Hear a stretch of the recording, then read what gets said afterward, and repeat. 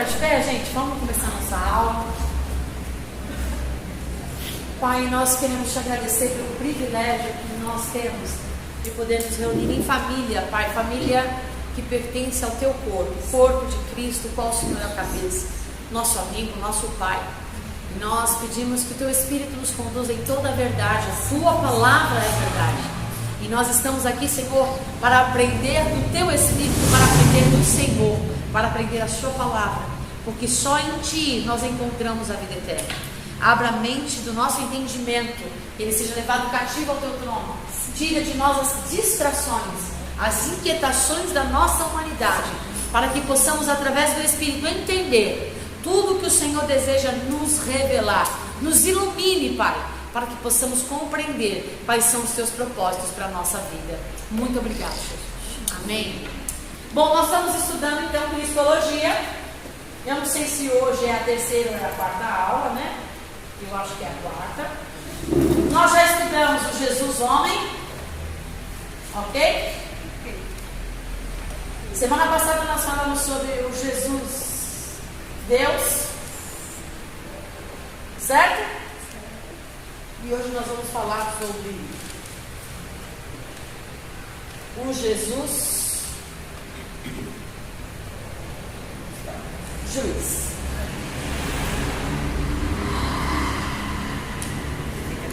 Por quê? O Jesus homem foi o Jesus, o Deus encarnado, que habitou entre nós, viveu a nossa humanidade, todas as nossas imperfeições.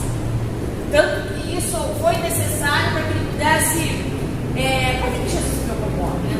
Eu ia falar, mas deixa eu esquecer. Por que Jesus veio, habitou entre nós e viveu como homem no nosso meio? Ele não é Deus, ele não poderia simplesmente nos escolher salvar. Ele não poderia fazer como Thanos, para quem assistiu, para quem curte, eu gosto muito. Minha irmã Gazinha, não poderia ter feito isso aqui, ó. Porque ele conhece o coração de cada um de nós. Ele saberia quem de nós se converteria, quem de nós não se converteria. Então ele poderia poupar tudo isso e simplesmente falar assim, ó: 50% morre, 50% vive. 50% vai para a terra, vai para o fogo eterno, 50% vem para a vida eterna já no corpo glorificado. Ele não poderia. Ele é Deus. Mas aí? Por que então Jesus veio como homem? Nós falamos sobre isso. Mas é opinião própria da gente ou... Baseado na Bíblia, porque Jesus veio como homem. Vocês nunca pensaram nisso? Era necessário cumprir a palavra. Mas a palavra foi ele mesmo que colocou. Ele criou. Quando ele criou todas as coisas, o Cordeiro, que é Jesus, já foi preparado. Antes de criar todas as coisas, o Cordeiro já existia. Então, antes dele criar a humanidade, antes dele dar forma à terra, antes dele criar todas as coisas para que o homem pudesse viver e desfrutar, ele já sabia que nós iríamos. Então, ele não precisaria colocar as regras. Ele poderia simplesmente já estabelecer tudo como Thanos que ia fazer. Se o pecado só sai através do sangue, como ele faria o sangue se ele não fizesse carne? Mas aí ele teria nos criado. E se ele não permitisse nem que houvesse o pecado? Se antes ele já sabia que o homem pecaria. Ó, Deus, a gente conversou sobre isso no primeiro aula. Deus não quer, ele já criou os anjos têm vontade própria. Eles tinham até o diabo, até a queda. Até a queda, os anjos tinham escolha. A partir dali, os anjos não têm mais escolha. Então, os anjos são criaturas criadas para uma função específica. Eles têm uma função, eles têm uma missão. Não é diferente de nós, nós temos uma missão. Mas qual a diferença de nós para os anjos? Deus nos deu livre-arbítrio. Então ele não queria mais, ele não queria marionetes. É onde vai completamente ao contrário daquela questão: uma vez salvo, salvo para sempre. Existe fundamento nesse quesito, não é aleatório, tá? Se a gente fosse aprofundar, não é baseado no nada. O fato de Deus saber pela sua onisciência quem vai ser salvo e é por isso uma vez salvo, salvo para sempre, não quer dizer que ele vai escolher os que serão dos que não serão. Mas aí também seria um perdido para sempre. Sim, Né? porque Deus conhece o coração, Deus sabe o nosso futuro, nós não sabemos. Agora, o fato dele conhecer o nosso futuro não tira de nós a escolha para o hoje. Ele já sabe que Ele conhece as nossas escolhas, na verdade. Ele conhece as nossas escolhas, ele conhece o nosso coração. Eu acho que ele veio para dar um exemplo, né? Como se comportar, né? Como... Exatamente, ele veio não só para dar exemplo, ele veio para dizer para nós: é possível. Dizer não ao pecado. Porque ele criou Adão para não. O que Adão fez? Pecou. Aí a gente dá a desculpa de falar: mano, mas Adão viu Jesus, Adão andava com o pai, Adão estava no Éden, e ele pecou. Nós nem chegamos nesse nível. Aí Jesus vem e fala: calma, deixa eu mostrar para vocês que é possível. Tudo depende das escolhas que eu faço. Então por que Jesus veio como homem? Para mostrar que é possível viver uma vida em santidade. Não é impossível. A gente fala impossível. É possível. É possível. Jesus é a prova de que é possível. E é por isso que nós seremos julgados pela palavra. Porque quando ele fala de lei, ele fala de palavra. Ele cumpriu, eu falei, o que Jesus fez? Eu vim cumprir a lei. Ele cumpriu todas as profecias foram cumpridas nele. Tudo foi cumprido já. Por isso que a gente fala, teologicamente, você fala, há ministério profético. Sim, ministério profético, mas não como os profetas do Velho Testamento. O ministério profético hoje não é trazer uma nova revelação. É trazer iluminação daquilo que já foi revelado. Pegou? Entenderam isso? O ministério profético para os nossos dias não é revelar algo novo. Tudo já foi revelado em Cristo. Todas as profecias já foram cumpridas em Cristo. Ele é o Alfa, ele é o Ômega. O ministério profético hoje não é como o profeta Isaías, que 700 anos antes de Jesus nascer, anuncia a vida dele. Não é como o profeta Zacarias, que fala sobre a queda de Satanás, que fala sobre o futuro. Como Daniel, que fala sobre os 7 anos de tribulação. Tudo que nos tinha que ser revelado já foi pela palavra. O ministério profético hoje é trazer iluminação do que já está revelado. Não há nada mais a ser revelado. Tudo já foi revelado. É por isso que ele diz claramente, se não me engano, Paulo, se descer um anjo do céu, é Jesus mesmo que fala. Jesus, né? Se descer um anjo do céu para falar um ato diferente do que está escrito, seja considerado maldito. E o que é maldito, gente?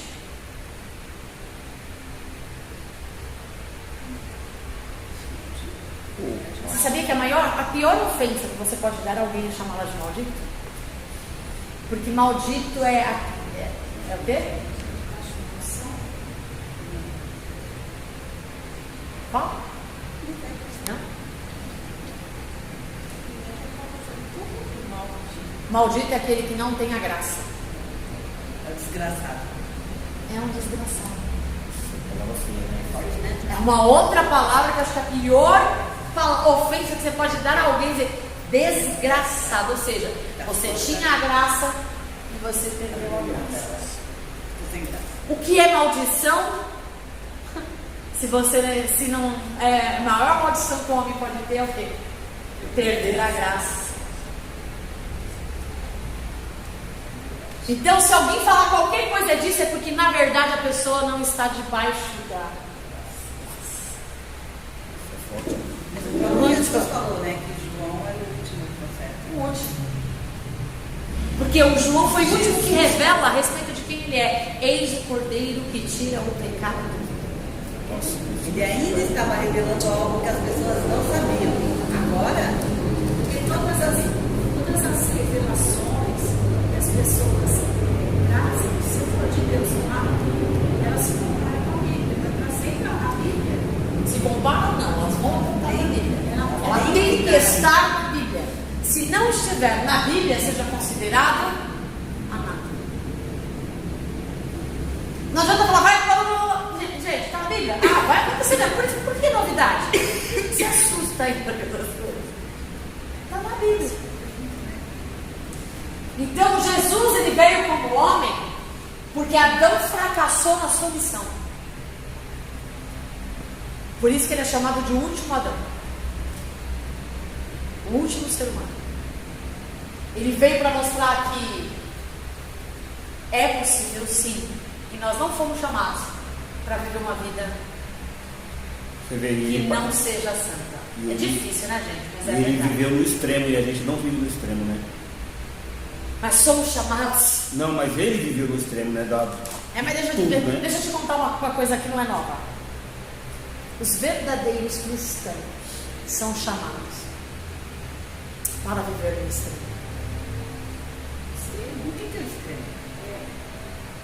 Limites de dor, de aflição, de escassez, de falta. Dá graça ainda, filho. Fala obrigado, sei que eu tô com fome. Parece até que vai. Deixa eu. Parece até que vai em contraste ao evangelho que é pregado hoje, né? Parece não. Porque o verdadeiro evangelho é o que Cristo viveu. O verdadeiro evangelho é o que a igreja primitiva viveu. Então esse evangelho de que você vai conquistar, de que você vai ter... Gente, entenda uma coisa. Deus, deixa eu só concluir para não ficar mal entendido aqui. Deus ele tem prazer em abençoar os teus filhos. Deus ele tem prazer em ver os seus filhos desfrutarem do melhor. Mas o que ele mais tem prazer é que os filhos vivam o melhor, não baseado nas circunstâncias do mundo. O maior prazer de Deus é fazer o seu povo viver e desfrutar o melhor sem que o mundo entenda. Para que o mundo veja que não é nada deste mundo, que não é no nosso força, não é no nosso braço, é dependência dele. Então o maior prazer de Deus é que o mundo veja que nós temos um Pai que cuida de nós. Não é o nosso esforço, não é o nosso trabalho, não é a nossa competência, nada disso. Por isso que às vezes a gente se frustra. Você quer ver, olha, desculpa, você já fala, pastor Santo, mas assim, eu não sei você, mas eu tive contato com pessoas que são cristão meia boca, que não são um pé na igreja e um pé no mundo, e já tive pouco contato, que é difícil você encontrar cristão de verdade. E cristão de verdade, geralmente tem uma vida abnegada. Não estou falando que não tenha gente que tenha, mas os cristãos de verdade que eu tive o privilégio de conhecer tiveram, não são mais vivos, tiveram uma vida abnegada. Faltou alguma coisa para eles? Não. Mas eles tinham recurso? Nenhum. Era o suficiente para viver. E viveram muito bem. É a ordem dos padres franciscanos, não é? Isso eu Eles não tem nada, não pode ter nada. Voto de pobreza. Cuida de... O voto de pobreza? Se não me engano é franciscano. Isso é não é? Tem um que não, uma ordem. Não sei quem. Tá, essa católica que eu não sei se é franciscana. Tem que abrir mão, né? Abre mão de tudo, não pode ter nada, tudo é dividido, tudo é compartilhado. Essa visão também. Não quer dizer que a gente não vai ter. Entende o que eu estou falando? Tem pessoas que precisam ter para sustentar os que não têm. É verdade. Tem pessoas que vão ter que ter muitas riquezas para manter. Só terão riquezas aqueles que têm um coração generoso. Estou falando meio cristão, não estou falando do mundo. Porque o diabo dá riqueza para quem ele quiser também. Não pensa a mesma coisa. Ele dá, e a gente vive rica. E quanto mais dinheiro dá, mais para a pessoa mais se afundar, mais o diabo dá. Agora Deus não dá com esse propósito, Deus dá com o propósito de manter reino, investir em reino, investir em pessoas. Então pessoas cristãs são abastadas com uma finalidade: sustentar as que são abnegadas, manter as que são abnegadas, porque para cada um Deus tem um propósito. Para cada um Deus tem um chamado. Então precisa ter na igreja empresários, precisa ter na igreja pessoas bem-sucedidas, precisa ter na igreja pessoas que ganham bem, mas também precisam ter pessoas na igreja que abram mão de tudo para investir no reino, para fazer o que o empresário, gente, pode pesquisar na história da humanidade, nos 4 cantos do mundo. Falo sem medo de errar, baseado na Bíblia e na historicidade. Nenhum empresário consegue levar um ministério e a sua empresa. Ou um ou outro. Uma empresa demanda tempo. Você pode ter milhares de funcionários. Ou você entrega a empresa na mão de um funcionário para cuidar e você vai seguir seu ministério, ou esquece o ministério e se dedique na sua empresa. Porque não vai rolar se você quiser os dois. Não dá. Uma empresa suga você. Se você for um bom empresário. Isso é a mente da pessoa, né? Não funciona. Você vai ter que decidir. A gente já como empregado já suga, né? E eu como desempregado já também sugo. Então, assim, são escolhas que a gente faz na vida. São escolhas que a gente faz na vida. Eu quero ser o quê? Eu quero ser mantenedor. Então, invista. Você vai ser cristão, vai estar inserido no ministério, mas esquece. Mas eu acho que é super importante que a pessoa O quê? tem dinheiro e investe na obra de Deus. Mas tem que ter. Muita gente critica, não sei o que, mas eu acho que é super importante. Lógico que ela tem que buscar. Mas é super importante, é necessário. E se não tiver gente aqui dentro, Deus levanta lá de fora. Porque a gente, verdade e vida, vive isso. Porque a gente não consegue pagar aluguel com oração, né? Paga água e luz com oração.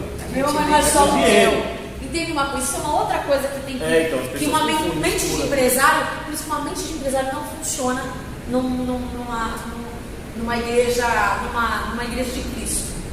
Por quê? A mente de empresário vai pensar em quê? Não só ganancioso. Tempo, conforto, aparência, marketing, publicidade. Isso aqui é empresário. Precisa ter? É importante? É, mas não é essencial. Não adianta você ter isso, porque as coisas de Deus são espirituais, não são naturais. Chamado não é para isso. Para isso Deus falou o quê? Quando a igreja primitiva nasce, o que os sacerdotes fizeram? Levanta líderes, diáconos de boa reputação, ou seja, pessoas do bem, pessoas cristãs, convertidas, saradas, inseridas no reino, para que eles cuidem destas coisas, enquanto nós vamos dedicar a nossa missão, palavra e oração. Para que eu possa, vou dar o meu exemplo, eu estou esperando me aposentar, mas para que eu possa dedicar o que eu fui chamada, palavra e oração, eu preciso ter tempo. Hoje eu faço meu ministério, Precisa ter alguém que te manda. mas não como eu deveria. Entende? Minha vontade 2 horas da tarde está aqui, meu irmão. Na verdade, eu sempre gosto da oração da manhã. Era 7 horas da manhã, está aqui com essa porta aberta orando. É por isso que eu fico triste quando as pessoas começam a criticar os pastores que vivem em função da igreja. Mas é obrigado a ter um salário, porque vai viver de quê? Então, esperando mas por você que é que as igrejas, e eu sou uma das pessoas que criticam pastores que recebem dinheiro de igreja. Eu sou uma delas. Por quê? Não no geral. Estou falando no geral.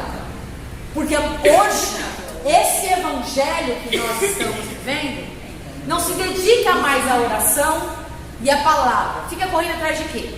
Entretenimento, estratégia, marketing, publicidade. Tratam a igreja como se a igreja fosse uma empresa. E a igreja não é empresa.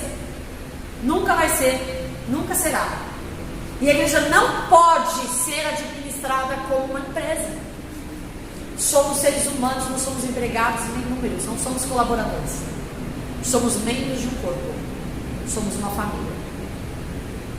Então, é por isso que eu falo, a gente na vida tem que fazer escolhas.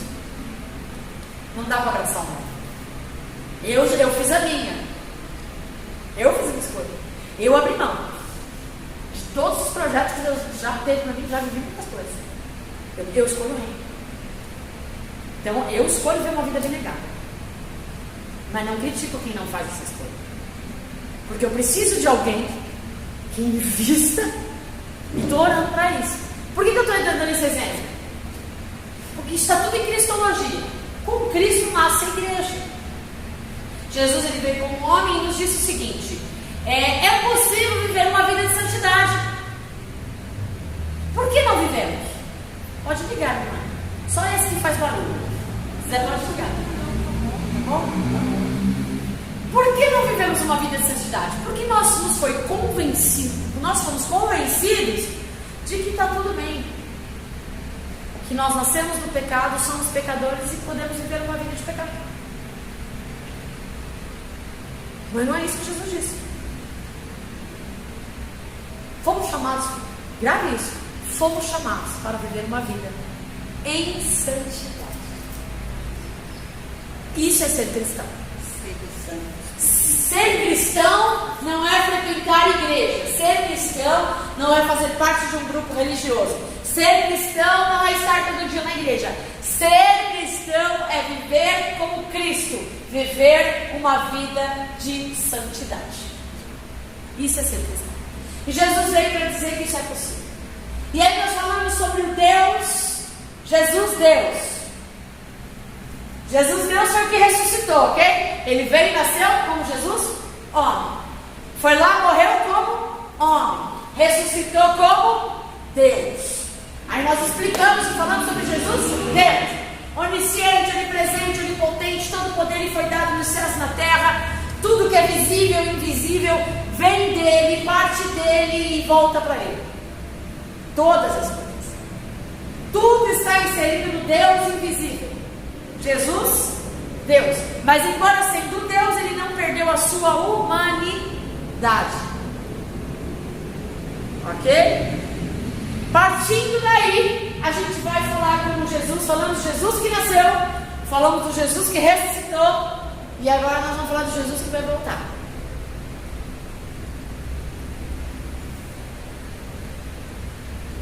O Jesus que vai voltar não é mais, embora ele ainda seja Jesus homem, não é o Jesus Deus, Pai, embora ele ainda é o Jesus Deus, Pai.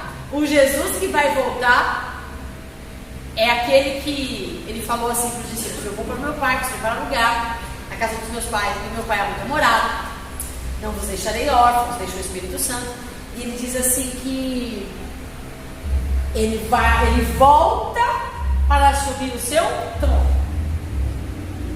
Mas, parábola, Jesus das vidas.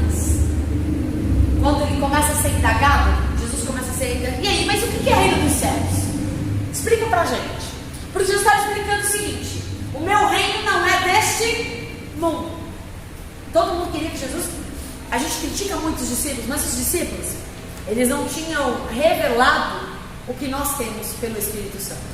Ou seja, todas as profecias que falavam de Jesus, e eles criam que Jesus era o Messias enviado, o que eles não entendiam é que as profecias não falavam de um reino terreno, falavam de um reino eterno. As profecias não falavam que Jesus, as profecias apontavam a Jesus: o Messias, ele é rei, o seu reino será eterno, será perpétuo, virá da tribo de Judá. Então, quando eles veem Jesus, eles veem o cumprimento das profecias, eles falam: uau, chegou o reino de Deus. Então eles achavam que Jesus ia assumir o trono, acabar com Roma, ia existir paz, ia matar todos os inimigos, e isso vai acontecer. Só que eles achavam que isso aconteceria quando Jesus viveu entre nós. E esse foi o problema.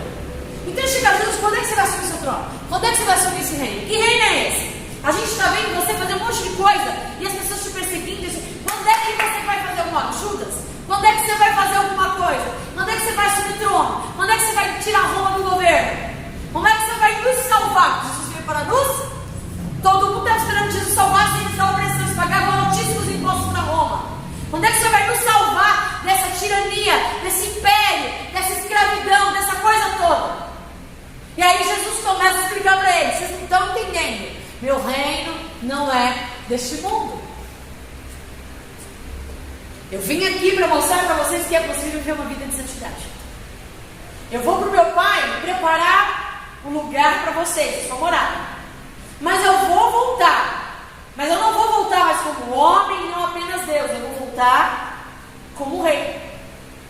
E como rei de justiça. No reino de justiça. E aí as pessoas, tá, mas que reino é esse? Então fala para mim como é seu reino. E aí vem a parábola. Abre para comigo aí a parábola.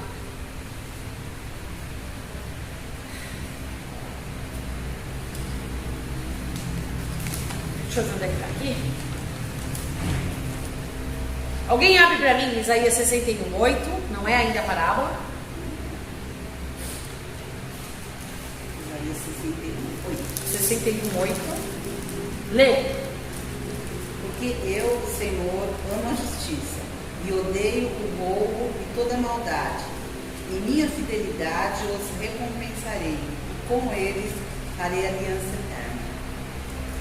Na minha versão diz, até uma versão da Nívia Soares que ela canta: amo a justiça e odeio a iniquidade. Porque ele é o pai da... Deixa eu ver, vê se está das minas, a parábola das minas, vê se é Lucas 19.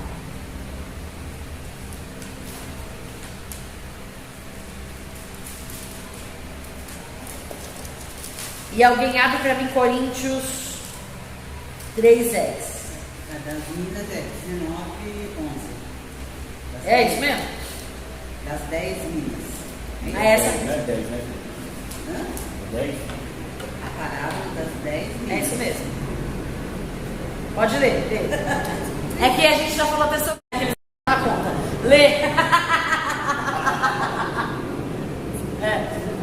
Estando eles ao ouvir, Jesus passou a contar-lhes uma parábola, porque estava perto de Jerusalém e o povo pensava que o reino de Deus ia se manifestar de imediato. Ele disse: um homem de nobre nascimento foi para uma terra distante para ser coroado rei e depois voltar. Só um minutinho. Vamos destrinchar esse texto. Você viu o contexto. Jesus estava chegando em Jerusalém, todo mundo estava achando que ele cumpriria-se agora a promessa. E aí ele começa a falar assim, um homem nobre. Quem é esse homem nobre? Jesus. Porque as pessoas estão perguntando para ele, tá, reino? Ok. Como que é esse reino? Vai lá, Jesus contando a historinha para eles. Vai lá.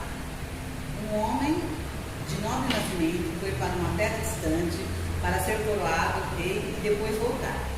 Então chamou 10 dos seus servos e lhes deu 10 minas. Disse ele: façam esse dinheiro render até a minha volta.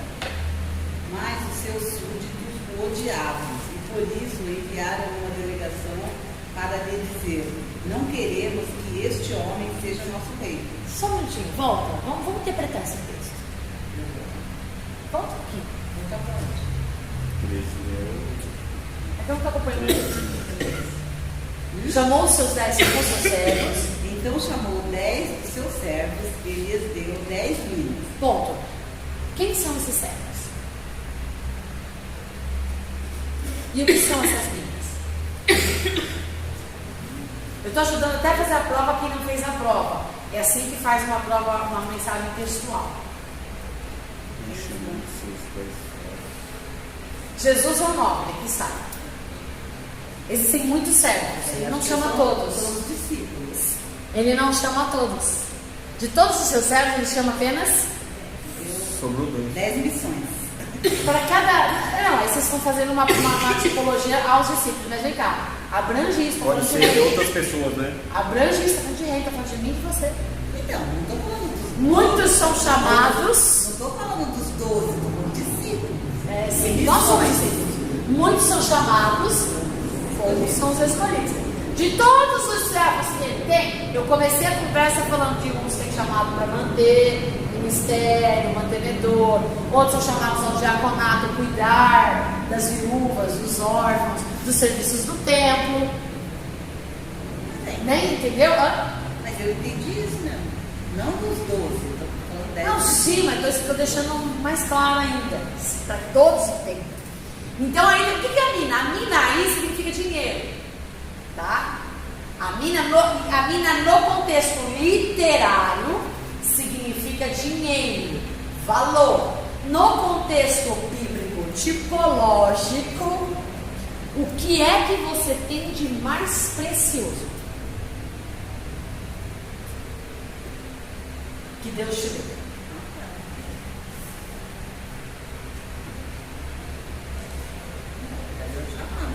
Chamado? Sandra, pastora?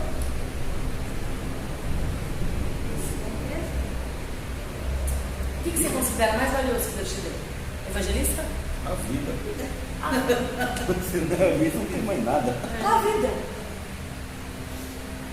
Você pode ter tudo na vida. Vai acontecer o quê? Os outros que vai aproveitar. Você não tem vida para aproveitar? Nada. O que nós temos de mais valioso é a vida. Só que Jesus disse: quem quiser ter vida, perdê-la. Quem quiser ganhar a sua vida, perdê-la. Quem quiser ganhar a vida, vai perdê-la. Vocês estão conseguindo entender a dimensão do que esse texto está falando? Não sou nova. Eu que saí da minha terra, da minha glória. Eu aqui, de todos os meus servos, de toda a humanidade, chamei alguns, especificamente. E esses alguns, especificamente, eu dei a eles uma vida. Mas não é a nossa vida. A vida que ele escolheu para nós vivermos. Está entendendo? Está entendendo? Claramente. Está entendendo? Está entendendo? Não é o que eu quero, é o que ele quer, não é o que eu gosto de fazer, o que ele quer que eu faça. Porque no Evangelho, no reino de Deus, quem ganhar a sua vida, perderá. Quem perder a sua vida, ganhará. Se o bem mais precioso que você tem é a vida que ele te deu, não é a vida que você vive, mas é a vida do Filho de Deus. Ele é a vida. Agora continua. E isso é assim que se faz a mensagem textual. Vai. E lhes deu 10 mil. Disse ele: faço esse dinheiro render até a minha volta. Vamos um pouquinho. A vida que a gente vive nele. O que é essa vida? Quem quiser ganhar a sua vida, perder lá. Quem quiser perder a sua vida, ganhar lá. Que vida é essa? Em Jesus. Seria o quê? A salvação? Seria o quê? A graça? O que vocês acham que é essa vida? Fazer o que ele mandou fazer? Isso é missão.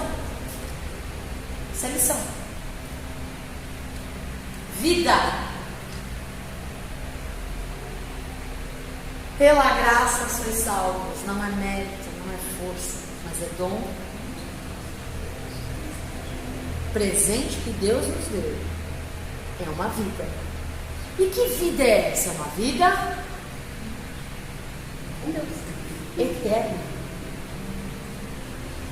Qual é o bem mais precioso que você tem? Essa vida aqui? A vida com Deus se limita a esse tempo? É uma vida? O que a gente tem mais de precioso? Maranata a gente chama. Tem um versículo que fala. Hã? Maranata. Tem um versículo que fala assim, ó, se esperássemos Jesus somente nessa vida, estamos mais miseráveis. Eu entendo assim.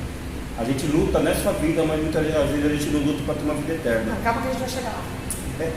Está chegando lá. Então, tem já no texto. Porque a gente está perguntando: o Jesus juiz é o que vem julgar no reino dele, o reino dele de justiça. O meu reino não é pão, não é comida e nem bebida, mas o meu reino é justiça, amor e paz. Então ele volta como juiz. Agora ele volta para estabelecer o reino dele. E o que é o reino dele? Todo mundo achava que era aqui, não é? Então aí ele explica, vou te explicar. Um nobre, um rei, um príncipe. Ele era príncipe, viveu aqui. Ele voltou para sua terra distante para ser coroado. Jesus ressuscitou, voltou para sua glória para ser coroado. E aí ele vai voltar. Só que quando ele foi para a glória para ser coroado, ele chamou dos seus servos alguns servos. Ali é 10, é uma parábola. Então, de todos os servos, ele escolheu alguns. Esses alguns, ele falou: estou te dando a vida, mas não só a vida, estou te dando a vida eterna, porque com ela você tem a salvação, que é o que você tem de mais precioso. O que é que você vai fazer com a vida que eu te dei? Multiplique.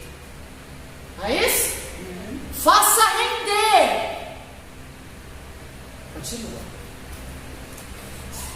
Façam render até a minha volta. Mas os seus súditos o odiavam, e por isso enviaram uma delegação para lhe dizer. Ponto. Seus súditos os odiavam. Quem eram os súditos? No caso da parábola, naquela época eram os religiosos, né? Não, esquece isso. Vamos. Um príncipe, uma fazenda, vários servos na sua casa, chama só 10. Ele cuida de uma cidadela, não é de reino que ele está falando? Reino não tem várias pessoas? Reino tem cidades. Súditos. Quem são os súditos? São os que estão na cidade, são os que servem no palácio, não somente os servos. E 2 servos, imagine um reino, um palácio, tem um copeiro, tem um padeiro, tem a cozinheira, tem a arrumadeira, tem a da limpeza, tem o que cuida do vinho, tem o que cuida do pão, cada um na sua função, para cuidar de quem? O povo, que faz parte do seu reino. Todo mundo do povo trabalha no palácio, mas quem é que é responsável pelo sustento do povo? Quem trabalha no palácio. Quem são os servos? São os que trabalham no palácio, que tem uma responsabilidade, que é cuidar dos súditos. Só que o povo, que é a humanidade, fez uma delegação. Nós não queremos você. Todo mundo quer Jesus? Todo mundo quer o que Jesus pode oferecer. Todo mundo quer o que o poder e a promessa do Salvador Jesus pode nos dar. Mas é a continuação da nossa aula anterior. Todos querem o Jesus que faz. O Jesus Salvador. Me salva da minha condição imunda, me salva do meu pecado, me salva da minha escravidão, me salva da pobreza, me salva da doença, me salva da dor. Mas ninguém quer Ele como Rei, Senhor. Porque no regime monárquico, onde um rei governa, todo o poder está na mão do rei, não está na mão do povo. No regime monárquico, o povo não manda. É o povo. O povo serve. Quem manda no regime monárquico é o rei. Ele que faz as leis, ele é que decide quem fica, quem não fica, quem come, quem não come, quem mora onde mora. É o rei que decide: ó, você vai pagar tanto tributo, não, você não vai pagar, estou te dando de presente, você não vai pagar. E como é que ele faz isso? Do jeito que ele quer.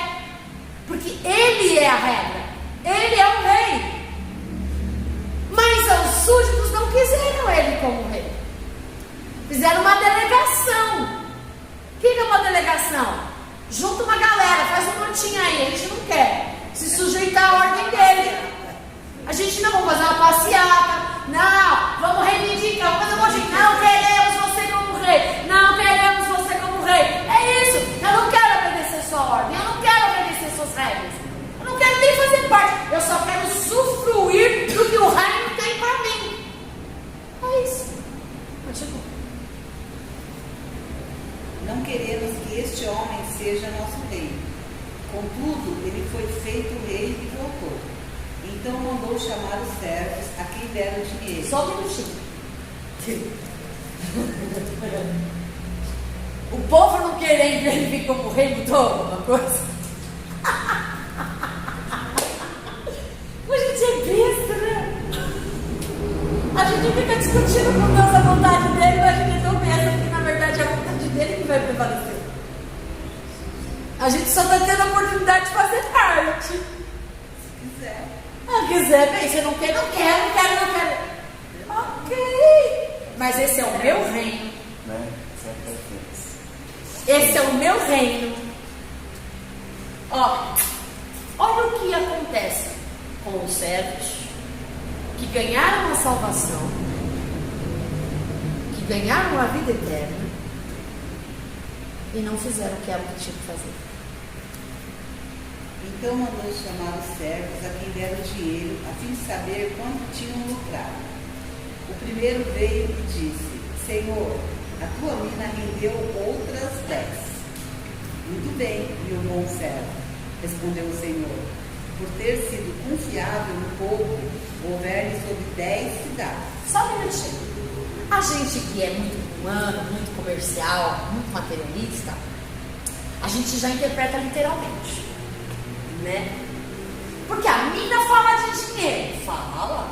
Gente, mas isso é uma parábola. Parábola tipológica, ela aponta para alguma coisa. Aí a gente fala, não, se você for fiel no pouco, meu irmão, você está ganhando 1.000, dá seu dízimo de 100. Deus vai te dar, quando você ganhar 10.000, você ofertar, dizimar 1.000. É mentira? Não, não é, mas não é disso que se trata a palavra.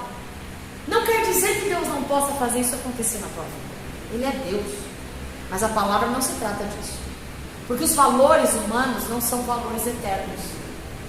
Para Deus, o que é riqueza, o que é valor, não é nada natural, não é nada humano, não é nada material. Para Deus, o valor é aquilo que está aqui dentro. Ó. Você pode pegar e deixar um templo lindo e Deus olhar para você, não aceito a tua oferta.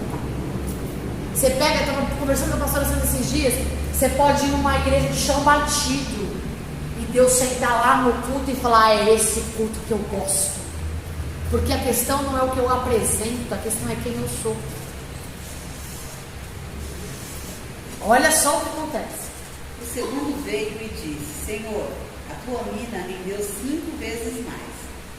O seu senhor respondeu: também você encarregue-se de 5 cidades. Então veio outro. Era só um pouquinho para a gente completar. Eu te dei uma salvação, uma vida eterna. Com uma vida eterna que você tem, você multiplicou. Quantas almas você ganhou para Jesus? Uau! No meu reino, cara. Você foi fiel no pouco. Porque eu não te dei tanta coisa, eu só te dei uma vida eterna. Mas a vida eterna que eu te dei, você conseguiu multiplicar, fazer com que outros fossem salvos por causa da tua vida. Então, uma mina você fez render 10. Você vai reinar sobre 10. Lembra reino, cidade. Deus já está falando aqui no reino dele. A responsabilidade. Ele não está falando de algo aqui. O povo já quer vir, né? Vai reinar aqui, vai governar aqui. Não. No reino dele, de justiça, de paz, de amor, vai ter diferenças assim entre quem serve no palácio, quem serve nas arquibancadas, quem serve lá fora. Quantas almas você ganhou para Jesus? Uau! Não ia ser um reino de justiça, né? A gente vai falar sobre isso. Uau! Já que você ganhou essa salvação, essa habilidade, você expandiu o reino, você vai governar pela sua fidelidade no povo. Cidades você vai governar, mas não é aqui, é no reino dele. Pensa, onde você vai governar? Você vai ser um governador bom por quê? Não tem fome, não tem escassez, não tem doença, não vai precisar nem de luz, porque a luz emana dele. E isso, você vai governar. Sabe aquele hierarquia de anjos? Serafins, querubins. É isso. Por isso que ele enfatiza: não junteis tesouros na terra, onde a prata, onde o gafanhoto trepa aí com a praga, né, consome, praça, eles interessa uma praga, onde a praça consome, mas junteis tesouros no. Continua, vamos, porque eu vou falar sobre justiça. Então veio outro servo e disse: Senhor, aqui está a tua mina. Eu a conservei guardada num pedaço de pano. Tive medo, porque és um homem severo. Tiras o que não puseste, recolhes o que não semeaste. O seu senhor respondeu: eu o julgarei pelas suas próprias palavras, servo mau. Você sabia que sou homem severo, que tiro o que não pus e olho que não semeei. Então, porque não confiou o meu dinheiro ao banco, assim, quando eu voltasse, eu receberia com juros? Só. Vamos traduzir. O que você fez? Eu estou salvo. Vou lutar para manter minha salvação, que se lasca essa. Porque eu não conheço Deus. Eu não conheço o rei. Eu acho que eu conheço. Eu conheço o rei da religião. E o rei da religião é severo, imagina, ele tem que garantir minha salvação. Isso é muito forte. É o que Jesus está tendo, tem que garantir minha salvação. Olha, Jesus fala, você está tão tapado. Se não quisesse dar as caras para bater, não quisesse evangelizar, não quisesse fazer nada, não estou nem falando que quisesse viver uma vida de testemunho, quisesse esconder, ser cristão 007, investisse pelo menos no reino, desse aos bancários, desse aos banqueiros. Eles iriam saber o que fazer com o seu dinheiro. Investe em missionário, investe em pastor. Eles iam saber o que fazer com isso, com o que você ganhou. Mas você é tão tapado que não investiu no reino. Você não investiu no reino porque você acha que me conhece, mas não me conhece. Deduziu que eu sou uma coisa que eu não sou. E por causa de quem você acha que eu sou, é baseado nisso que você vai ser julgado. Jesus não disse que ele é isso. Ele disse que por causa de você falar que eu sou isso. Então, você será julgado pelas suas palavras. O camarada, agora continua. E aí,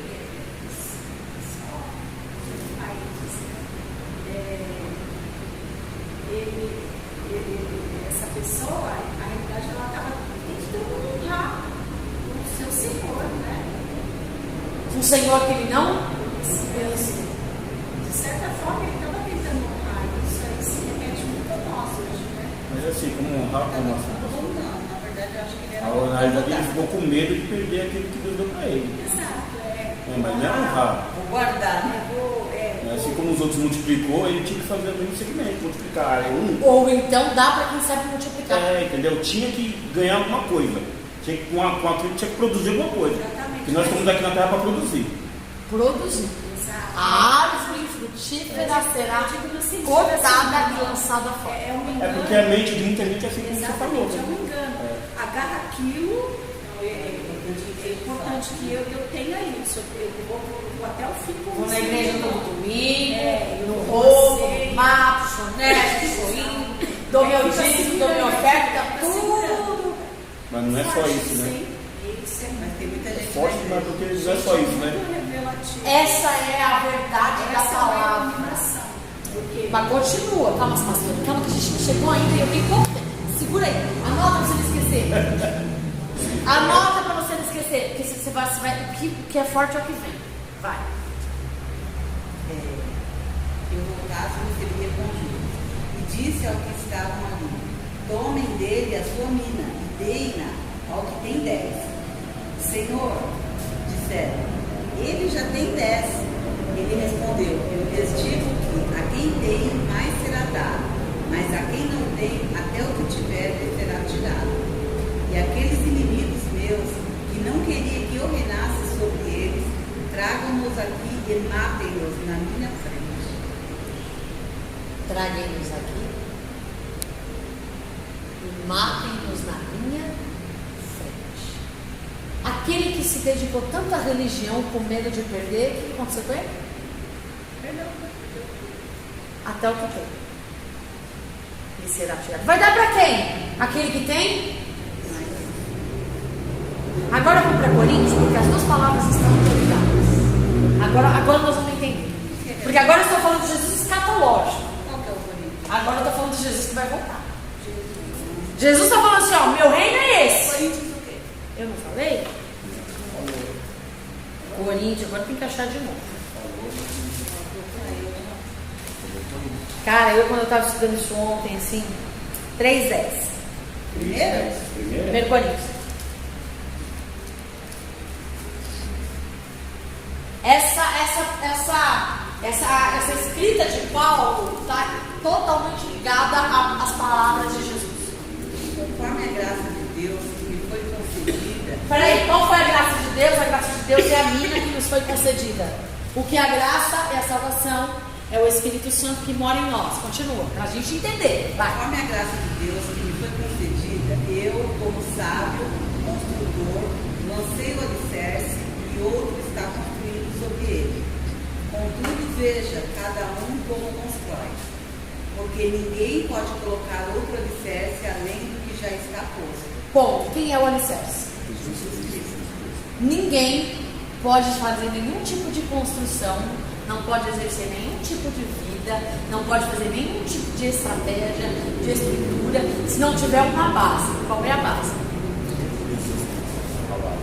Ele é o verbo. Ele é a palavra. Tudo que você for fazer na sua vida, tudo, desde os mínimos detalhes, se isso aqui não for o alicerce, lembra daquela parábola vem feito forte? O sábio construiu sua casa numa rocha e o nécio construiu sua casa na areia. Veio o tempo forte. Essa tempestade, essa parábola também é escatológica, porque o dia do Senhor será um dia de terror para uns e de glória para outros. Esse grande dia não são só problemas. A gente pode ministrar que é um problema, claro que podemos, que é uma ministração atual, presente. Mas o que aponta de verdade o texto? Para o dia do juízo final. A casa vai cair. Exatamente. Literalmente a casa vai cair. Porque ninguém pode colocar outro alicerce além do que já está posto, que é Jesus Cristo. Se alguém constrói sobre este alicerce usando ouro, prata, pedras preciosas, madeira, feno ou palha, sua obra será mostrada, porque o dia trará a luz, pois será revelado pelo fogo que provará a qualidade da obra de cada um. Bom, nós estamos, vamos continuar. Nós estamos no ano das boas. A Bíblia diz que nos dias do fim haverá separação dos que servem e dos que não servem. Quando Jesus fala sobre o reino dele, ele está falando sobre o reino, ele está falando sobre os servos que aceitaram a salvação, que multiplicaram. Aquele que não multiplicou, até a salvação que ele tinha, perdeu. E os que o rejeitaram seriam mortos na sua frente. Este texto está falando o seguinte: vocês receberam a graça, cada um recebeu um chamado, cada um recebeu uma missão. Todas elas têm uma única base, uma única estrutura: Jesus. Tudo aponta para ele, tudo vem dele, tudo. Se não for nele, já errou. Se aponta, para fulano, já está fora. É porque o povo vai se sentir mais à vontade e vai querer estar aqui. Não. Jesus vai querer estar aqui. Não importa o povo. Eu não tenho que me preocupar com o conforto do povo. Eu tenho que me preocupar com o que agrada a Deus. Eu não tenho que me preocupar com o que entretém o povo. Eu tenho que me preocupar com o que atrai a atenção do coração de Deus. Eu não tenho que me preocupar, isso vai chamar a atenção, publicidade. Eu não tenho que me preocupar com isso. Jesus é suficiente. Eu tenho que me preocupar com o que atrairá a presença de Deus. Essa é a minha preocupação. Porque nenhuma construção que não tem Jesus como alicerce se sustenta. Dura um pouquinho. Pode durar até alguns anos. Mas ela evapora. E aí, ele está dizendo assim: as suas obras. Agora ele não está falando de quem não foi salvo, foi morto à espada, não foi? Não é disso que ele fala? Os que me rejeitaram serão mortos, porque todo joelho se dobrará, toda língua confessará que Jesus é o Senhor. Todos terão que se apresentar diante do justo juiz, uns para a vida eterna e outros para a morte eterna. E os que rejeitaram o senhorio, o governo e o reinado de Jesus aqui serão mortos diante dele. Para eles acabou. Mas e para os salvos? Suas obras serão reveladas no grande tribunal de Cristo. Porque agora Jesus, ele volta primeiro para a igreja. Ele não volta para o juízo final. Eu falei de Jesus homem, Jesus Deus e o Jesus juiz. O que vem para o encontro com a noiva. E aí todos os que estão salvos em Cristo irão para o grande tribunal de Cristo. Terminou a bodas. Vamos para o tribunal. Quem vai para o tribunal de Cristo? Só os salvos. Se tu está no tribunal de Cristo, meu irmão, já dá glória. Você já venceu essa. Só que ele lá é juiz, não é o advogado, não é o intercessor, não é o amigo, não é o irmão mais velho, não é o primogênito entre muitos irmãos. Ele é um justo juiz. Famosa oportunidade. E o que é justiça? Vou dar um exemplo. Eu falei que agora que o negócio é pegar. Voltar aí. Vamos entender. Juiz. Uma criança foi violentada. Estatisticamente, 90% a pessoa é violentada pela própria família, dentro de casa. Ou por um agregado, padrasto, parente. Geralmente, 90%, estatisticamente, toda a violência sexual, violência familiar acontece dentro do mesmo âmbito familiar. Uma criança foi violentada, descobriram quem era quem o violentou. O que você entende? E alguém falou, mas a justiça foi feita. O que vocês entendem de justiça?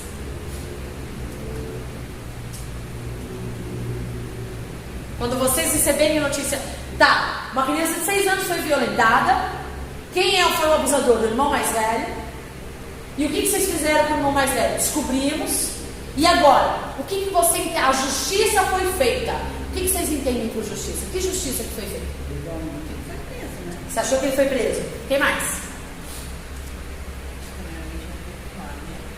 Geralmente ele chama. Morte. Não. Lá nos Estados Unidos não tem cadeira elétrica. Algumas regiões dos Estados Unidos. Cadeira elétrica para ele. Quem mais? Popularmente ele vai ser lixado. Popularmente não, eu estou falando para vocês. Esquece popular. Vocês. Eu. O que vocês entendem? Se eu falar para você, Sandra, a justiça foi feita. O que você vai entender? O que aconteceu? Para mim, ele sofreu muito. Que o rapaz sofreu muito. Ok. Todo mundo aqui pensa a mesma coisa, né? Agora deixa eu te falar que Jesus não pensa assim. Que a justiça de Deus não é essa. Depende, tem que se arrepender. A justiça de Deus tem a punição. Por quê? O salário do pecado é a morte. Mas ele não pensa só nisso. Quando a gente fala de justiça, pensa assim em reparação. A justiça de Deus não é só em punição. Justiça de Deus não é punitiva apenas. Porque a punição já foi estabelecida pelas regras antes da fundação do mundo. Sei que se eu roubar eu vou ser presa. Eu sei que se eu matar eu vou ser presa. É a lei humana, não é nem divina. É uma lei.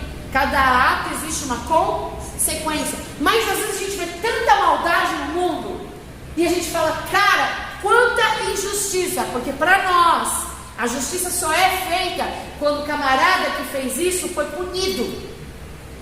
Mas é criança. Difícil para discutir isso aí. E a criança? Qual justiça foi feita para aquela criança que foi roubada da sua inocência? Tá, coloquei ele em prisão perpétua, corredor da morte. Tudo bem. É a punição pelo que ele fez. Mas e a criança? Ou seja, houve justiça?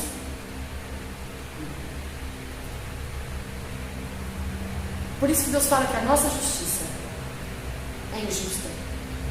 Porque a gente só olha para a punição do abusador. Para a punição. Vocês esqueceram que este sou eu e você? Se a justiça de Deus fosse igual a minha e a sua, não haveria salvação para nós? Porque quando a gente vê uma maldade sendo feita, mata, bate, prende, arrebenta, toma tudo. Mata, prende, arrebenta, Vai resolver. toma tudo. Não, mas esse sou eu e você. Esse sou eu e você. Todos os dias eu estou roubando o quê? A vida não é minha, a vida de Deus. E se eu não vivo a vida como Ele deseja que eu viva, eu estou fazendo o quê? Na melhor das hipóteses eu estou roubando. Na pior das hipóteses eu sou aquele que rejeitei a soberania do reinado dele. Eu mereço o quê? Só que o Jesus juiz, ele não é só punitivo, né? Ele só não vê o lado punitivo. Tanto que quando ele estava na cruz, e ele teve sede, deram vinagre para ele beber, e ele disse: Pai, perdoa. Eles não sabem o que fazem. A justiça de Deus não é punitiva apenas. Sim, haverá punição. Mas com a punição vem a redenção. A justiça de Deus. Por isso que eu acho um absurdo quando alguém... Justiça de Deus. Primeiro, que está no caráter dele. Segundo, Deus não tem prazer que ninguém se perca. De que adianta o camarada que fez aquela maldade ser punido? Ok. E a criança? Jesus não vem só para o assassino. Jesus vem para tratar as feridas daquela criança, restaurar a saúde emocional daquela criança, restaurar a vida daquela criança. Para Cristo isso é justiça. Justiça não é só punir o mal. Justiça para Deus é punir o mal e redimir o que foi ofendido. Tanto um como o outro. Redenção. É o papel da igreja. Muitas vezes não faz. Como a gente enxerga como Jesus? Olha a nossa visão. Mata, acaba, joga para fora. Tem gente que tem que botar para fora, mas não para punir. A gente parece um bando de... Para tratar. Né? Gente, tem gente que a gente tem que tirar do nosso meio, sim. Mas não é como punição. É como redenção. Porque se eu deixar aqui, não só se perde, como leva a outros. Eu tiro do meio, quebro as patas, boto separado e cuido. Mas tiro do meio. Às vezes a gente falou na reunião do louvor: ai, coitado, ai, não sei o que. Cara, reino de Deus, venha o teu reino. Reino de Deus é trazer a justiça. O que Jesus disse para os fariseus quando ele estava no templo? Vocês dão o dízimo do cominho, dão a talã, seguem todos os ritos religiosos, fazem o sacrifício, fazem o oferenda, seu culto maravilhoso, mas não praticam a justiça. Não corrige quem tem que corrigir. Não separa quem tem que separar. Não redime aquele que precisa ser redimido. Não ampara aquele que foi maltratado, aquele que foi caído, aquele que foi desprezado. Você só pune, acha que só punir resolveu. Beleza, mas é aquele que foi ferido. E o estrago que aquela pessoa fez? Tudo bem? Não, mas já fiz justiça. Tirei. Vamos. E outra coisa, vou falar. Lasque-se. Igreja não tem poder de excluir ninguém do corpo de Cristo. Você não é Deus, a igreja não é sua, só existe um pastor, e é Jesus. E ele disse que ele jamais lançará fora aqueles que o Pai o entregou para ele. Homem nenhum tem direito de excluir ninguém do corpo de Cristo. Mas nós podemos tirar do meio. Aliás, podemos? Devemos separar para tratar. Punir quem tem que ser punido. Redimir quem tem que ser redimido. Só existe justiça quando o autor é punido e a vítima é redimida. Senão não é justiça. Então agora Jesus vem como justo juiz. Justo juiz. A Bíblia diz que tudo que está ligado a ouro, prata e bronze está ligado a divino, a santidade. Lembra da cobra, a serpente de bronze? Lembra do tabernáculo, a arca, que ela era revestida de ouro? Tudo que é ouro, prata e bronze aponta para o que é santo, divino. Tudo que é madeira, palha e feno está ligado a um homem. tudo que a Bíblia fala. Madeira, palha e feno é humano, é natural. Palha, bota fogo. Madeira, bota fogo.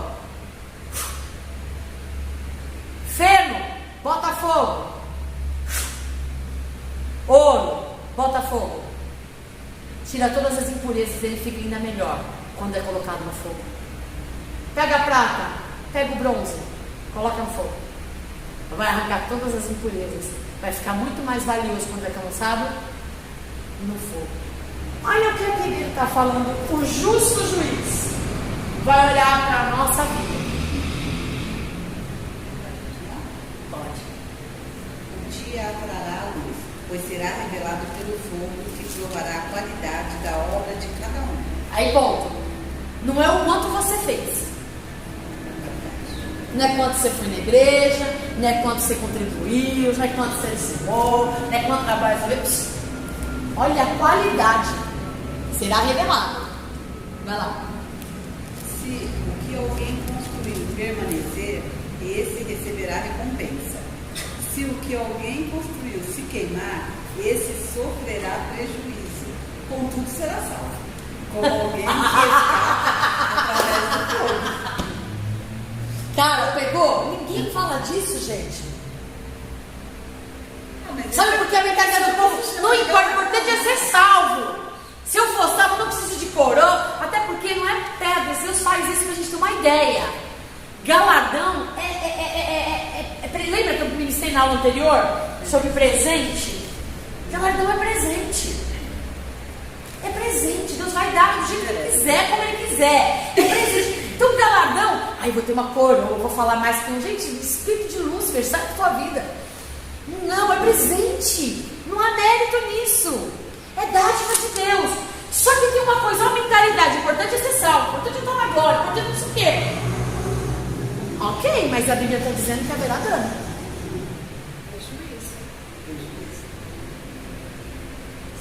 Pergunta para mim. Que é esse prejuízo? Eu ia perguntar já. Pergunta? Que prejuízo é esse? Não faço a mínima ideia. Eu também fiquei aqui. Não faço a mínima ideia. E eu estou olhando a Deus. Vai revela. Esse sofrerá prejuízo. Contudo, será salvo como alguém que escapa. Acho que dá umas queimadinhas, né? Porque escapa do fogo. Nossa, uma piscadinha dele. Porque olha. Gente, é sério o negócio. A gente não, o importante é ser salvo. Não. Porque mesmo salvo você ainda vai ter prejuízo. Que prejuízo? A Bíblia não fala, não sei. Não vou inventar. Mas a Bíblia está dizendo que vai ter dano. Como alguém que escapa através. Tipo assim, foi por um fio. Foi por um fio. Então você está lutando a vida toda para não perder o que você pode perder? O que está levando de qualquer jeito? E não quer conhecer o seu Senhor? Acha que conhece? Ou você quer chegar diante dele, graças a Deus passei pela porta, aleluia, cheguei aqui, tô salvo. Ok, eu não sei que prejuízo é esse, mas se fosse alguma coisa boa, ele não faria. Aí eu falo pra você, vivi uma vida inteira no pecado, mas nos últimos instantes eu me salvei. Beleza, só que você vai ter prejuízo. Eu tive a minha juventude toda a oportunidade de servir a Deus. Mas eu quis curtir minha vida. Beleza, mas deu tempo, me salvei. Beleza. Mas você vai ter prejuízo. Porque Ele é um justo juiz. Você acha que está tudo escrito, né? Graça é dom divino, é dom de Deus. Salvação não é mérito, é graça. Você está salvo. Mas Sandra, você renegou a sua vida. Você disse não para o pecado, não para a sua vontade, não para os seus desejos. Quantas vezes você chorou querendo, mas ainda assim, mesmo tanto, tu manteve fiel. Abriu mão do seu tempo. Abriu mão do seu tempo para você. Entendeu que a sua vida não é tua. Que quem quiser ganhar a vida, perder lá. Você entendeu? Para ganhar a tua vida, você tinha que perder ela. Você abriu mão da tua vida para viver a minha vida. Ah, galardão para você. Galardão é coisa. Gente, pensa comigo. Pensa assim. Eu não sou tão criativa, mas pensa assim. Vamos usar o racional. Deus criou tudo. Tu já imaginou quando Ele quer presentear alguém? Só dele querer já é um presente. Não, tudo bem. Mas imagina ele olhar e falar assim: mano, Sandra, ó. Só dele achar que você. Caraca, Sandrinha, hein? Tá vendo tudo? Não fez mais que tua obrigação, mas olha, fez com louvor. Fez com excelência, você entendeu quem eu sou, procurou agradar meu coração, viveu uma vida em santidade, entendeu que o meu reino não é na terra, entendeu que o meu reino é eterno, entendeu que eu não te chamei para viver a vida que você quis viver, mas que eu te chamei para uma vida muito além daquilo que você possa imaginar. Ah, Sandrinha, porque o gozo, entrar para o gozo do seu Senhor, se você está lá, todo mundo já ouviu. Todo mundo está salvo. Agora, todo mundo vai ser exposto ao fogo. Lília, quando você cantou aquele louvor, o que você estava pensando, hein? Lília, aquele dia quando você vai falar coisa ruim, tem que ser de mim, não posso usar outro não, né? Pensei que era de mim, eu já ia ficar. Não, então, quando chatear ninguém, eu vou usar eu como exemplo. Revelação. Poxa, Lília, aquele dia você foi na igreja, hein? Você queria matar 10, mas ainda assim, fala de coisa boa. Mas ainda você foi porque você entendeu que a aliança independe do seu sentimento. A aliança é na vida e na morte. Você foi orar mesmo sem querer orar. Puxa, você cantou mesmo sem querer cantar. Você serviu mesmo sem querer servir. Aí também ele vai olhar, Lília, aquela hora quando você foi fazer aquilo lá, eu sabia do teu coração. Eu vi que você não estava nem aí para mim, porque você queria era agradar o outro. Lília, quando você estava orando, quantas vezes você parou para ouvir o que eu tinha para dizer? Quantas vezes você deturpou o que eu disse? Vai tudo pro fogo.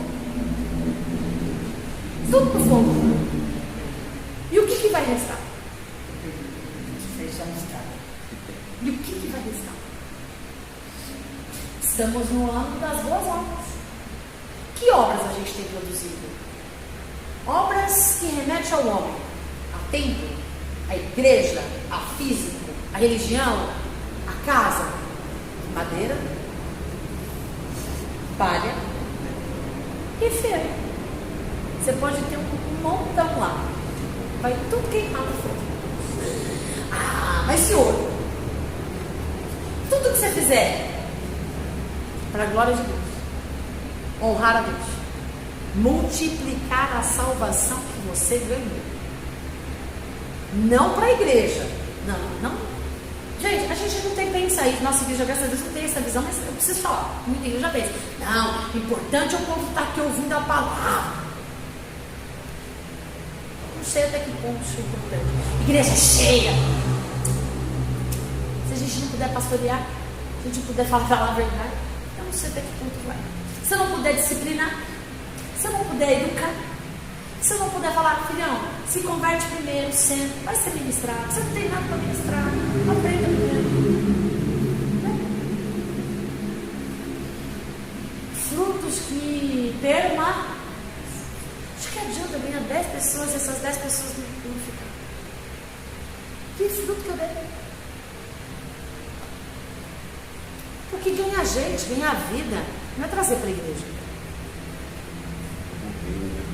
É para o reino. Seja aqui ou acolá, mas acompanhar até o batismo. É cuidar. É corrigir. Você não ganha uma alma para o reino deixando ela viver a vida que ela quer viver. Ué, que evangelho é esse? Quem quiser vir após mim, agora entra.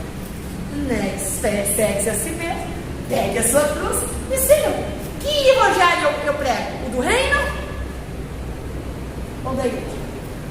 Da religião. Que evangelho eu vivo? Porque Porque Jesus ele veio como homem para dizer para nós que é possível viver em santidade. Mas teve uma coisa que a pastora Sônia falou que aquilo mexeu comigo. Porque não é nem por maldade. E ela diz: você pega a nota fiscal de tudo? Não pegava. Porque agora eu pego. Por quê? Porque não é isso que é certo. E eu falava assim: eu não vou pegar a nota fiscal não, porque eu não quero o governo me controlando. Lilian, peraí. A gente não pega nas coisas grandes, a gente pega nas pequenas. Se eu quero viver uma vida correta, para a glória, para a honra, para o louvor de Cristo, eu tenho que viver uma vida íntegra. Eu vou comprar pão, nota fiscal. Ou cupom fiscal que tem o mesmo valor de nota fiscal. Mudei. Obrigada, pastora Sônia. Pastora Sônia. Até eu, às vezes, dou umas dessas. Esqueço, displicência. Mas não é, gente. E a gente fala: é normal. Não é normal.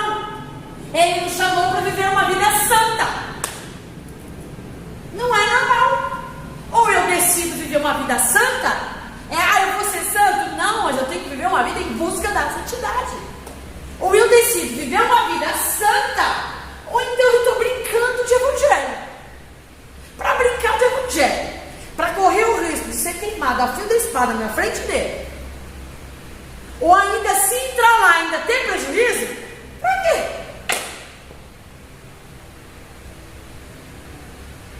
Gente, o evangelho não é para menino. O evangelho é para gente grande. O evangelho é para maduros, que sabe para que veio. Então, o Jesus juiz vai vir para nos julgar. E isso eu estou falando para os... Não estou nem falando para quem não foi salvo. Quem não foi salvo ficou lá no fio da espada. Quem não ficou salvo, a gente vai estudar escatologia. Para quem não foi salvo, nós vamos estudar em escatologia. Nós estamos falando aqui 2 salvos. Aí agora, é importante esse salvo. Mano, tu vai ter prejuízo, tu vai ter dano, eu não sei qual, não sei que a Bíblia não fala. E acredito, você quer saber por que eu acho que Jesus não fala?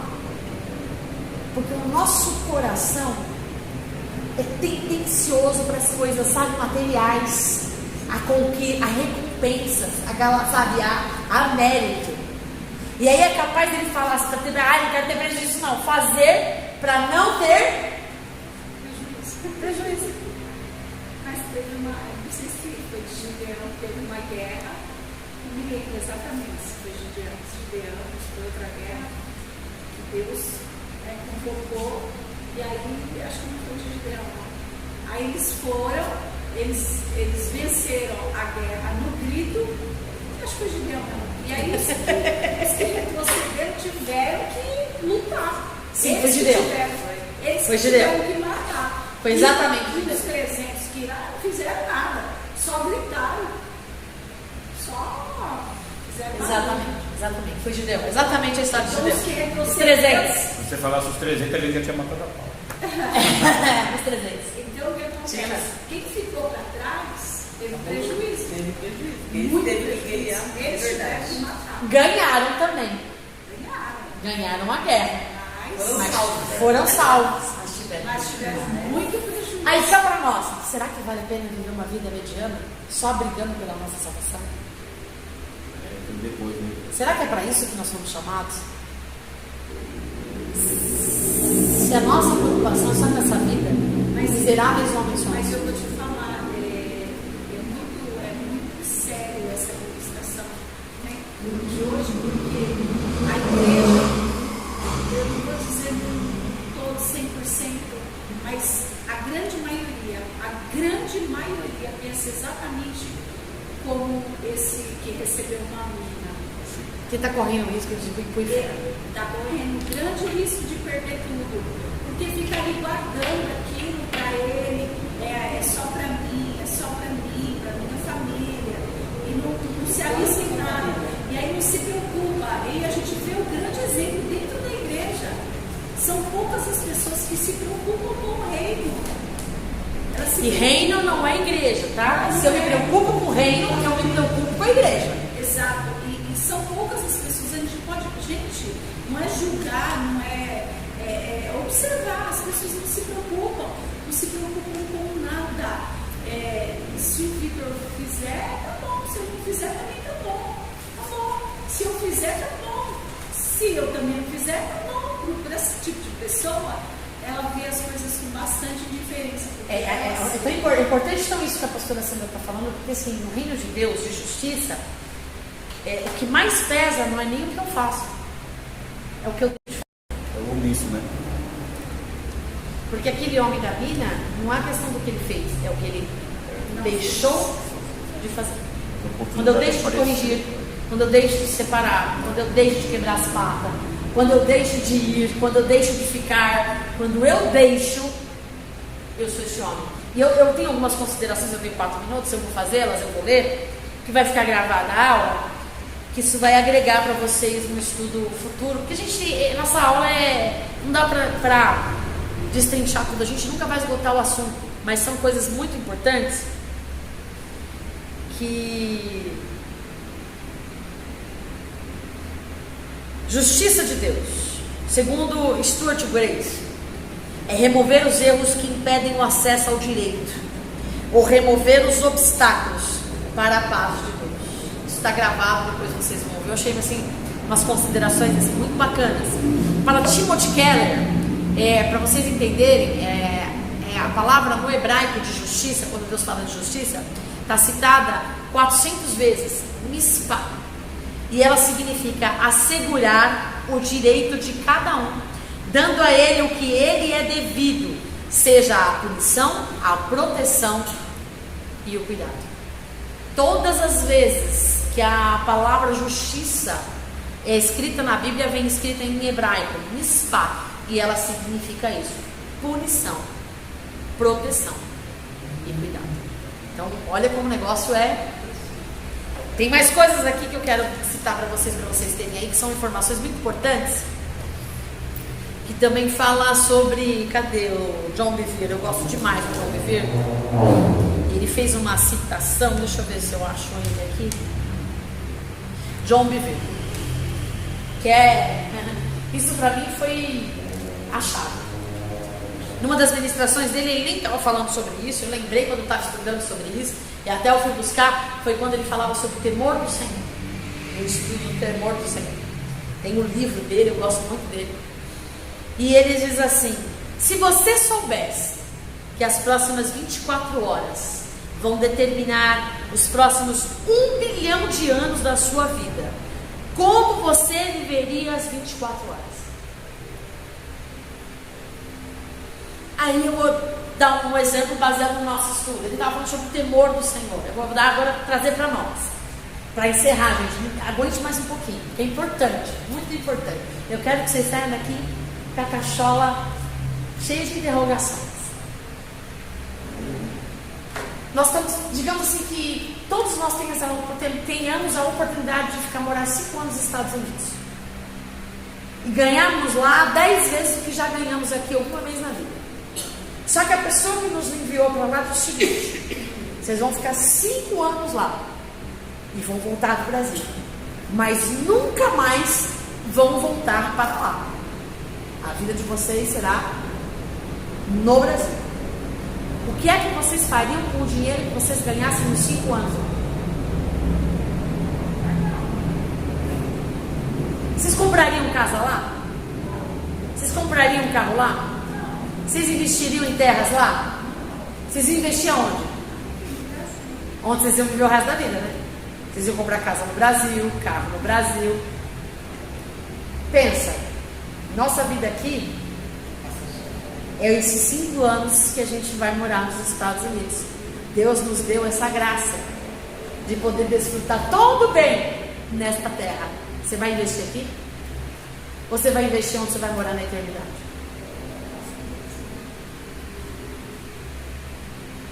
Seja intencional. Tudo que você fizer na vida, faça com intenção. Qual a intenção? Eu não sou daqui. O meu reino não é aqui. Eu trago o reino enquanto eu vivo aqui, mas o meu reino é de justiça, paz e amor. E justiça implica em punição, cuidado e redenção. E aí eu vou para as considerações finais, que eu amei essa matéria, essa parte é que eu mais gosto, porque ela é escatológica, e ela diz assim, cadê você, bebê? Cadê você? É tanta folha que eu já nem sei mais. Tá aqui.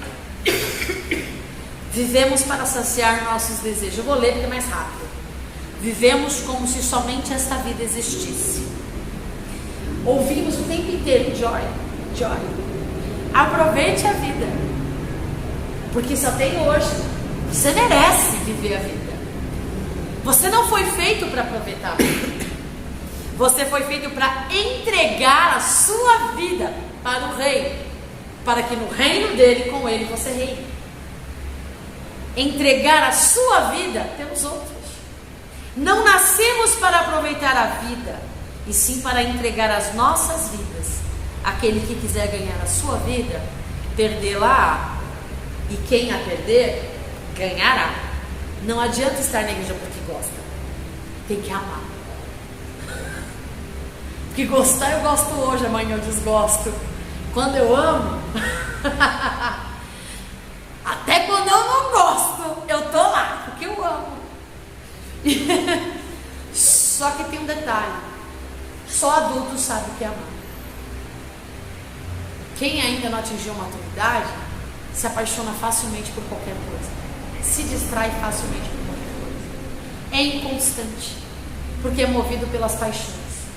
Quem ama, firma aliança, porque amor é decisão. Amor não é paixão, amor não é ilusório, é decisão de viver aquela vida. Eu tive um maior trabalho para escrever, então vocês vão ver. Só adulto sabe o que é amar. Amar não tem interesse. Chega de viver como adolescente. Criança, a gente não gosta, porque isso eu achei muito legal. Você gosta de uma criança arteira? Ninguém gosta. Não gosto não, pertinho não gosto. Ninguém gosta de criança arteira, mas você ama a criança.